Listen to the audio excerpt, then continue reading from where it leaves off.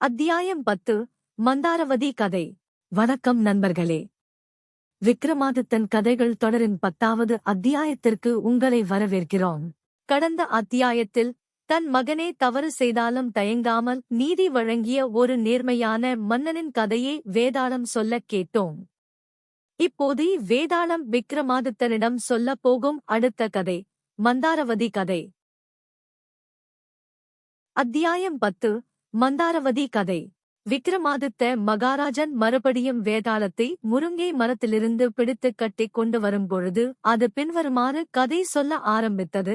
யமுனா கரையிலே பிரம்மபதம் என்று ஒரு தேசம் இருந்தது. அங்கே அக்னிசுவாமி என்னும் பிராமணன் ஒருவன் இருந்தான். அவனுக்கு வேதமதி என்னும் அழகிய மகள் இருந்தாள்.